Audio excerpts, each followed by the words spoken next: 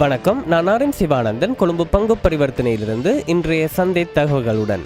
இன்று கொழும்பு பங்கு பரிவர்த்தனையில் கொடுக்கல் வாங்கல்கள் நிறைவடையும் போது நேற்றைய தினத்தை விட அனைத்து பங்கு விலைச்சூட்டியானது 0.2 புள்ளிகள் அதிகரித்து 7085.65 காணப்பட்டதோடு S&P ஸ்ரீலங்கா 20 விலைச்சூட்டியானது 3.09 புள்ளிகள் வீழ்ச்சியடைந்து 3818.6 காணப்பட்டது. மேலும் இன்று 55 மில்லியன் பங்குகள் கைமாற்றப்பட்டு மொத்த புரள்வானது 849.7 மில்லியன் ரூபாவாக காணப்பட்டது. இன்றைய மொத்த சந்தை மூலதனவாக்கம் 3005.6 பில்லியன் ரூபாவாகும்.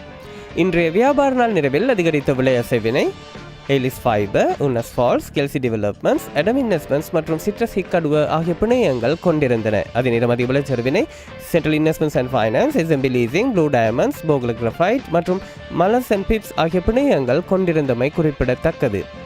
மேலும் இன்று 2 சந்திப்புகள் நிகழ்ந்திருந்ததுடன் சந்திப்புகளின் மொத்த புரள்வு பெறுமதி 130.3 மில்லியன் ரூபாவாகும். அத்தோடு இன்றைய மொத்த வெளிநாட்டு கொள்வனவுகள் 167.5 மில்லியன் ரூபாவாக காணப்பட்டதுடன் மொத்த வெளிநாட்டு விற்பனைகள் 189.5 மில்லியன் ரூபாவாக காணப்பட்டது.